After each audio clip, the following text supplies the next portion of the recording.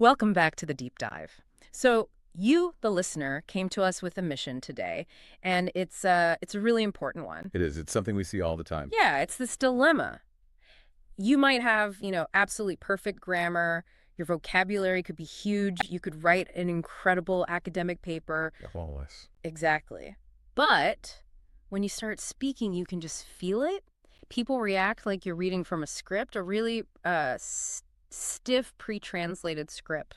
Like a manifesto or something. Yes, or a textbook from the 1990s. If that feeling is familiar, then this deep dive is 100% for you. We call this the robot dilemma. It's a really common trap. The output, what you're saying, is technically perfect. Grammatically, it's an A+, Right. but it's missing that human touch. It just sounds unnatural, a little stiff, and sometimes, well, it can even come across as unintentionally aggressive. That's a great point. You're trying so hard to be correct that you forget to be, a person. Exactly. You're technically fluent, but you're not socially fluent. It sounds like your main goal is perfect syntax, not, just having a conversation. Okay, so that's what we're fixing today. We're diving into a fantastic guide that's basically a shortcut to sounding more natural pretty much immediately. Yeah, this isn't about learning a bunch of new verb tenses or anything like that. No, this is the opposite. This is about unlearning. It's about relaxing and learning to speak English the way native speakers actually do in the real world. Not the super formal, idealized version you find in old textbooks. Our goal is to just dismantle those specific habits that scream, I am translating this sentence word for word in my head right now. Right. We want you to sound comfortable, approachable, and like a person who's thinking in real time, not some kind of machine that's been programmed for a flawless but really rigid delivery. And to do that, we have to get to the core of it all. Yeah. There's a unifying theory for this whole deep dive, and it's this. English is a stress-timed language. That's the key. That phrase right there, stress-timed language, is everything. It's different from languages like Spanish or French. Which are syllable timed, right? Exactly. In those languages, every syllable gets roughly the same amount of time. Tut, tut, tut, tut. It's very even. Okay. But English rushes. We kind of cram all the small, unimportant words together. We squish them. Why do we do that? So we can spend more time emphasizing the important words, the high information words like nouns, main verbs, adjectives, the words that carry all the meaning. Ah, so when you don't follow that rhythm, that's when you sound unnatural. That's it. It's a musicality thing, not just a vocabulary thing. It's like the difference between hearing a metronome just tick, tick, tick, tick, and hearing a real song, with a beat. Dum, dum, dum, dum, dum. We want the song. We love the song. Okay, so to really nail the difference, a little warning for you listening, I'm going to be adopting a very dramatic, very stiff, and hopefully kind of funny robot voice for all the unnatural examples. And I'll be the humanity filter. I'll provide the smooth, natural human correction. Are you ready to filter out my robotness? I am ready. And for you listening, pay attention to the shift in rhythm. That's the most important thing to listen for. Okay, let's unpack this, starting with the biggest rule of all. The one that fixes like 50% of the problem right away. At least. Okay, section 1, the foundation of fluency. We are calling this the contraction commandment. It really is a commandment. It is. If you take absolutely nothing else away from this entire deep dive, please just get this one rule. In casual spoken English, contractions are basically non-negotiable. The source material is so clear on this. It's not a suggestion. Learners who avoid contractions are actively choosing to sound stiff. A robot says every word separately. Yep. But a native speaker, especially in any kind of casual or, fast-paced chat, always uses them. It's automatic. And we know why now. It comes right back to that stress time language idea. We have to save time and energy on the little words. It's just inefficient to say two separate words like I am, when the whole rhythm of the language is pushing you to combine them into one quick sound, I'm. Let's get into the mechanics of that. Why is it so inefficient? Okay, so think about it. When a learner says, I do not know, they're giving 3 full stressed syllables to those 3 words. I, D-O, not. Right. It takes time. A lot of time in speech terms. A native speaker just collapses that whole phrase. It becomes maybe 1.5 beats. I don't know. The do not just becomes a quick, sharp don't. The actual, physical energy it takes to pronounce those full forms is huge. Yeah, It completely stops the flow. it does. It breaks the rhythm. When the rhythm is broken, the listener has to work harder to understand you, even if your grammar is perfect. It's like trying to drive a car but hitting the brakes every 2 seconds. It's just jerky. That's a perfect analogy. And here's the really important part, the social meaning, the why behind why it sounds so weird. Okay. When you use the full non-contracted form, it almost always sounds like you're trying to emphasize the negative. Oh, like you're angry. Exactly. Either you're really angry or you're reading some kind of super formal legal document. When you stress do not, you're signaling that there's a conflict or that you're being incredibly insistent. Okay, so if I tell my boss, I cannot finish this report today with that stress. It sounds like you're pushing back Uh, hard, like you're refusing an order or saying there's a huge problem. I just say, I can't finish it today. It's just a simple, casual statement about your schedule. No big deal. The tension is gone. So the full form is basically reserved for emergencies. High-stakes moments. Mhm. You might hear from a doctor in an ER or, a president giving a major address or just someone who is furious. I am not tolerate this. Wow. But for just normal, everyday conversation, the rule from our source is absolute. Always use contractions. If you don't, you're accidentally signaling tension where there isn't any. Okay, let's get our ears trained for this. Prepare for the robot voice. Here's the classic example. Host speaker, robot voice. Not nowhere where he is. And the human correction, the version that signals comfort and flow. I don't know where he is. You can just hear how stiff that robot one is, right? Every single word is a separate beat. Tick, tick, tick. Completely. It's jarring. Okay, let's try another one that tricks people up. The future tense. A lot of learners use the full form because they think it's clearer. They're worried people won't understand the contraction. Host speaker, robot voice. I will call you late. And the natural way. I'll call you later. It's just instantly more relaxed. The change is immediate. And that's the thing. The risk of sounding too formal is so much bigger than the tiny risk of someone not understanding your pronunciation of aloe. Right. If you sound like you're translating word for word, you're creating friction in the conversation. But if you sound relaxed, the listener feels relaxed too. It makes the whole interaction easier. Okay, so we have to talk about the more advanced contractions because the source implies that mastering these is a sign of true comfort with the language. Yeah, the less common ones. The Yeah. ones that really show you're not thinking about the rules anymore. Like the ones that can have two different meanings, she'd or they. Exactly. Let's just focus on she'd for a second. That one little sound can mean two totally different things. She had or she would. Okay, so for example. You could say, she'd gone to the store before I got there. That's she'd gone. Right. Past perfect. Or you could say, she'd like a cup of coffee. That's she would like. Oh, so that ambiguity, that's probably terrifying for a learner. How do you know which one it is? Well, this is the beautiful part. You, as the listener, resolve it instantly. And you do it based on the very next word you hear. The language expects this ambiguity. It's built in.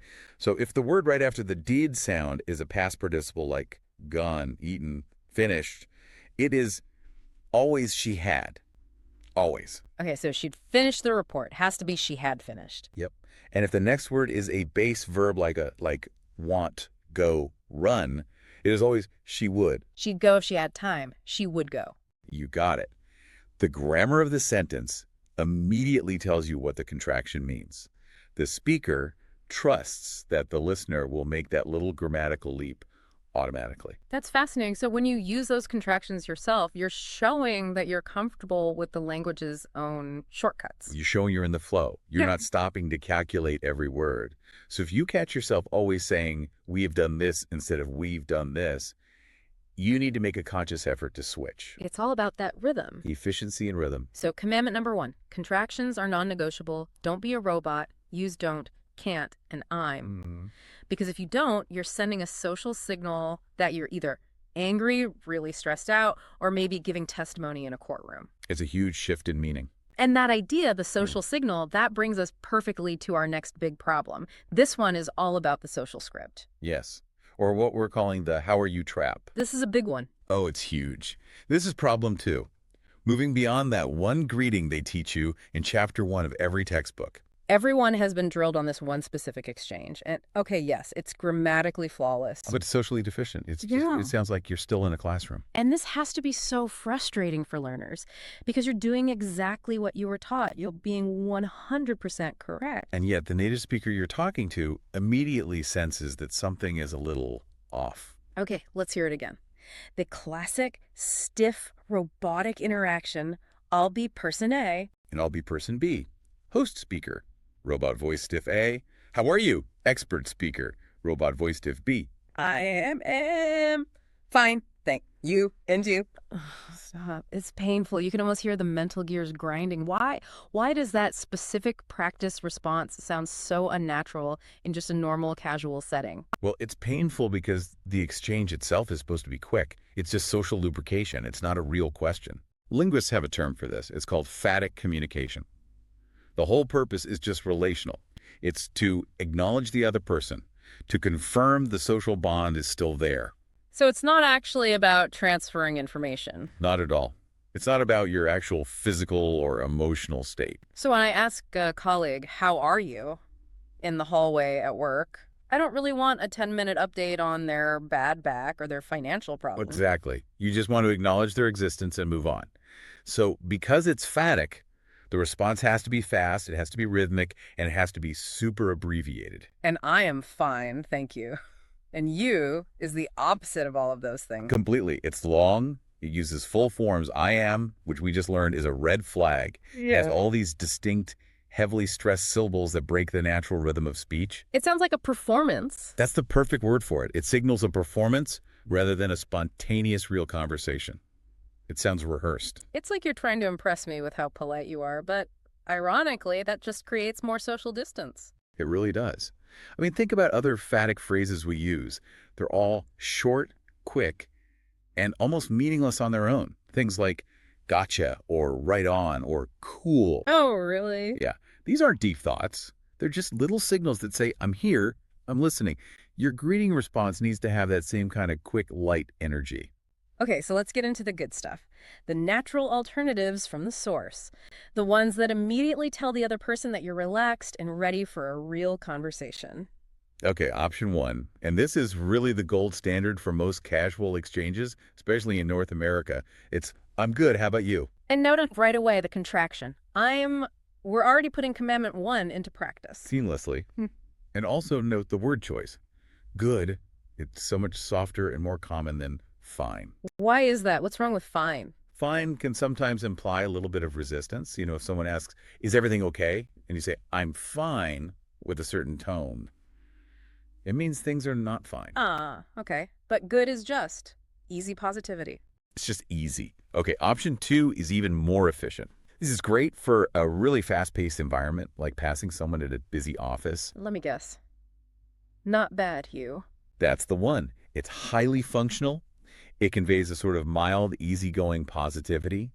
And then by just saying you with a rising intonation, you've closed the social loop. You're done. Super efficient. And then there's a popular modern one, option 3, doing well, or I'm doing well. Again, it's short, it's sweet, and it completely avoids that unnecessary textbook formality. What about something like, how's it going? Is it the same as how are you? Pretty much, yeah. It's even more casual, and the expected response is just as short. Good you, or not bad. This is such a huge shift because what you're really doing is giving the listener permission to be efficient. When you use one of these shorter, softer responses, you're sending a signal. You're saying, I'm not mentally translating. I'm ready for the real conversation to start. I get how this works. You immediately move the conversation past the performance stage and into the relational stage. You close that social distance right away.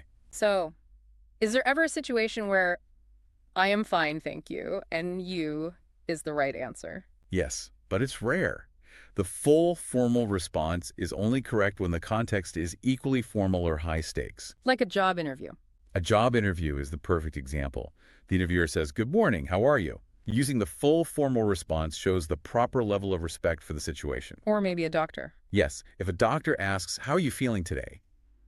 They actually want information. It's not phatic anymore. So your response should be clear and measured. But for, what, 99% of your daily interactions? The person at the coffee shop, your neighbor, your coworker? Ditch the 4-second response. Swap, I'm fine, thank you for a 2-second. I'm good. How about you? It's a tiny adjustment that pays off in a huge way. The goal is flow, ease, and comfort. And comfort is the key word there. Which brings us right into problem 3. Because even when people start using contractions and they shorten their greetings, they can still sabotage their own flow by choosing words that are just too complicated for the moment. Okay, so moving on to problem 3. This is all about vocabulary choice, and it might seem a little counterintuitive at first. Our sources call this the trap of using writing words when you should be using speaking words. And this comes from something we can call the formal filter bias. What's that? It's this idea that learners get, often from studying with the thesaurus, that to sound intelligent or competent, they have to pick the longest, most academic, most complex synonym they know. They think complexity equals intelligence. Exactly. And I totally get why they think that. When you're learning, using a big fancy word is proof that you know that big fancy word. It feels like an achievement. But in a normal, casual conversation, it does the exact opposite of what you want. It doesn't make you sound smarter. It makes you sound, well, overly formal, slow, maybe a little pretentious. Or just out of place. It sounds like you're dictating a business memo to your assistant, not chatting with a friend. Right. And that's because every language has different registers, right? Formal, informal, academic, casual. And we switch between them without thinking. But if you use vocabulary from a university essay while you're ordering a coffee, you create this cognitive friction. And it breaks the rhythm again, doesn't it? Absolutely. Those longer, more complex words almost always have more stressed syllables. So they force you to slow down, and it just shatters that stress-timed rhythm we're trying to build. Okay, let's run through some classic examples from the source material. We need to hear this formal filter in action. Let's start with the idea of needing help. Okay. Host speaker, robotic.play. I require assistance immediately. And the natural version, I need some help right now. Require is a perfect word, technically. But when you say it out loud, it feels so heavy. It sounds like the assistance you need is from the government or a paramedic or some other official source. Right, whereas the simple one-syllable word need is just faster, it's simpler, and it's more direct. So that's a key takeaway right there. The shorter, simpler word is almost always the better choice for casual speech. Let's look at words for starting something. No one actually says this. Host speaker, robotic, commence. We must commence the meeting. The natural way is just, we need to start the meeting. Or even more casual, let's start the meeting. Commence is such a writing word. It sounds like a formal ceremony is about to begin, not just a weekly team check-in. It's way too formal. Now here's a huge red flag. This one immediately tells a native speaker that you're thinking through that formal filter. Okay, what is it? Using academic transition words in a casual sentence. This is one of the fastest ways to sound like a robot. Host seeker, robotic. Furthermore, I like pizza. Moreover, I enjoy ice cream, and the natural way. Plus, I like pizza. Or maybe, also I like pizza. The words furthermore and moreover, they're just pure academic signposts. They're designed to connect complex ideas between paragraphs in a textbook. You almost never hear a person say them out loud. They're too heavy. When you use them, you're forced to pause, take a breath, mentally insert a comma, and it just derails the whole rhythm. The listener's brain suddenly has to switch from chat mode into lecture mode. Totally. When all you need is a simple plus or even just starting the next sentence with a soft and. That's the smooth, simple way to do it. Let's do that financial example again. I want to expand on it because it's such a good illustration of the rhythm. Okay. Host speaker, robotic, inexpensive to acquire this item, natural version. It's cheap to get this thing. And what's so great about that natural correction is that it's a triple win for fluency. How so? Well, first, you swap the academic word inexpensive for the simple word cheap. Then you swap the formal acquire for the simple get, and you used a contraction. It's fluency stacking. Exactly. You're applying multiple rules at once. And that's a good point about inexpensive versus cheap. Inexpensive is what you'd see in an advertisement because the company wants to avoid the negative feeling that sometimes comes with the word cheap. Right, like low quality. But when you're just talking to a friend about a bargain you found, it's cheap. Is the immediate, relaxed, correct choice. You sound comfortable. Let's do one more, this one about quantity. Learners often want to show off that they know a sophisticated word for many. Host speaker, robotic. There are numerous people Mm. In the natural, there are a lot of people in the room. Hmm. Or even more casual, there's tons of people in there. Numerous sounds like you're about to present a statistical analysis. It sounds like you're counting for a research project, yeah. A lot of it's Yeah. just normal. It's conversational. It uses common, quick sounds. So the core advice for you, the listener, is this. If you have two words for the same idea, and one is long and formal and the other is short and simple. Always choose the short and simple one when you're speaking casually. The person who sounds fluent isn't the one with the biggest vocabulary. It's the one who sounds the most comfortable. And comfort is signaled through simplicity, not complexity. When you use those writing words, you're putting up a formality barrier that just gets in the way of a natural conversation. You have to move from being dictionary fluent to being socially fluent. Okay, so we've simplified our words, we've contracted our verbs, we've relaxed our greetings, but what about those moments when even the simple word just won't come out, when your brain needs to buffer for a second? Ah.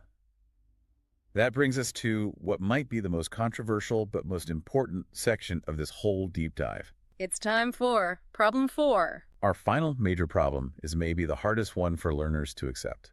It's the idea of embracing imperfection, the power of filler words. This feels completely backwards. I mean, everything we learn tells us to speak perfectly without mistakes, and now you're saying we need to deliberately add, what, vocal typos? In a way, yes, because silence is the most robotic sound you can possibly make. Wow. Okay, explain that. Native speakers do not speak in perfect, grammatically flawless, non-stop sentences. It just doesn't happen. Silence, a dead stop, suggests that the machine has crashed. The program has stopped processing. Okay, let's put that in context. If I ask you a question and you just stare at me silently for, say, 4 full seconds before you answer, what am I going to assume? You're going to assume one of two things. First, you might think I'm struggling desperately to translate the sentence in my head, which makes you, the listener, feel anxious for me. Right, it gets awkward. Or, even worse, you might think that I'm deeply judging your question and carefully formulating a very measured, maybe even hostile or passive-aggressive response. So silence creates tension. A lot of tension. It puts all the pressure on the listener to either fill that empty space or just assume the worst. Whereas a filler word is like the connecting tissue. It's the linguistic tape that just holds the flow of the conversation together while your brain plays catch up. And if you're learning a new language, your brain needs that extra fraction of a second more than anyone to find the right word or remember the right grammar. Okay, so let's get into the specifics. The source material lists the good fillers, the ones that are acceptable and that you should actually try to use because they signal humanity. Right. First, you have the classic non-word sounds. These are pretty universal. You have and or. And when do you use those? They're great for the very beginning of a sentence when you're still searching for what you want to say or deciding which direction to go in. They just buy you a few precious milliseconds. Okay, then you have the introductory softeners, well and I mean. Well is fantastic. Yeah. It often comes before a complex answer or a slight disagreement or a more nuanced opinion. It signals, okay, what I'm about to say requires a little thought. And I mean. I mean is perfect for clarifying something you just said or rephrasing it. Like, Yeah. the movie was okay. I mean, it wasn't bad, but it wasn't great either. It's a self-correction tool. Got it. Then we have the ones that are more like social check-ins. The big one here is, No, it's so useful. It's like a soft little interjection that asks the listener, are you following me? Are we on the same page? So it keeps the communication loop open. Exactly. It prevents that awkward silent gap. It's a great way to link two different parts of a sentence, especially when you're moving from one idea to the next. It gives your brain a second to make the jump. Okay, and now we have to talk about the one that gives learners the most anxiety. The word like. Ah, yes, like. Learners worry that if they use it at all, they're going to sound, unprofessional or juvenile. And that is a totally fair worry because it is massively overused by a lot of people. But, and this is but using like correctly is a huge key to sounding current, natural, and relaxed. So what's the correct way? How do we use it without sounding like a caricature of a California teenager? Well, according to our source, it has 3 very specific, very useful functions in modern speech. Okay, what's the first one? First is approximation. We use it as a kind of soft marker for numbers or time.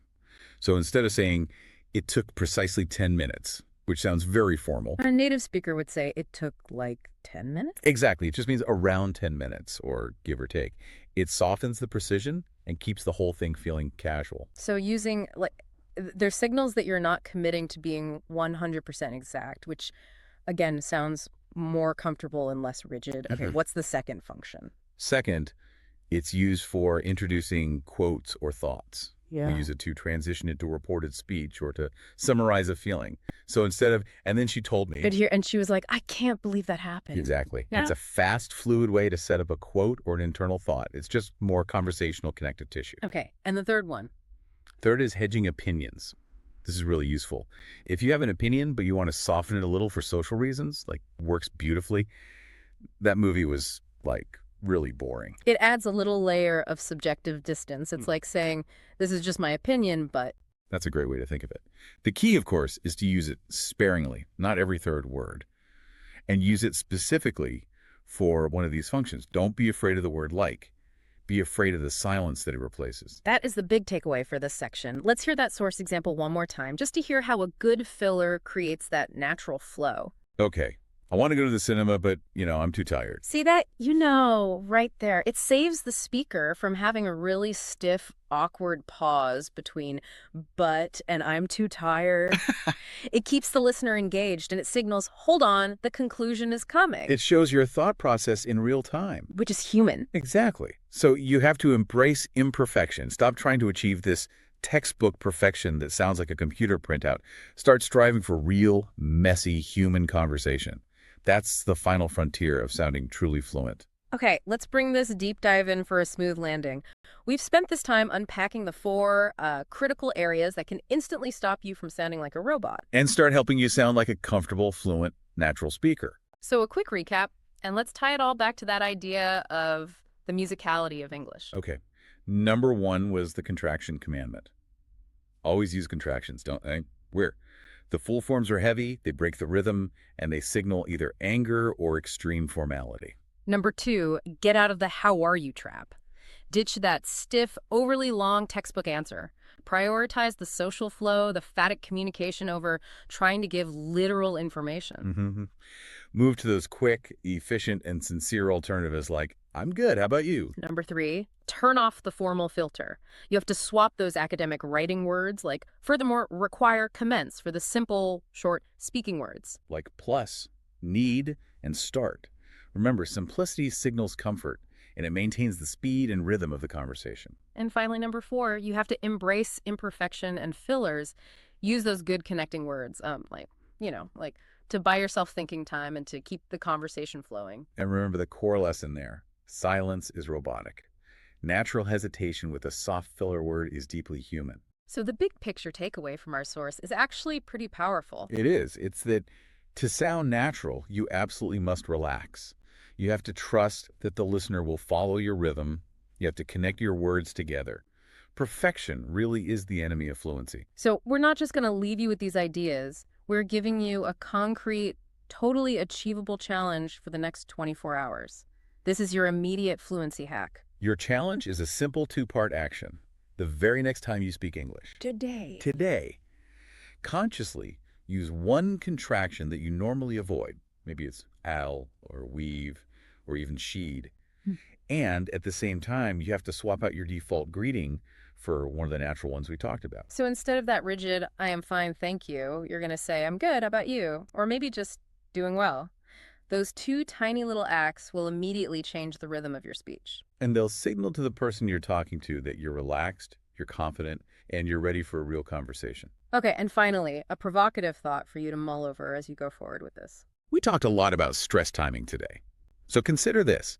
Rhythm and musicality, the way your words flow and connect together, are ultimately more important for being understood and for sounding fluent than having a massive formal vocabulary. Wow, that's a big statement. It is. But what we hear as fluency is really just comfort. It's comfort within the rhythm of the language. It's the difference between hearing a metronome just ticking away perfectly and hearing a beautiful song that's actually singing. Which one do you want to be?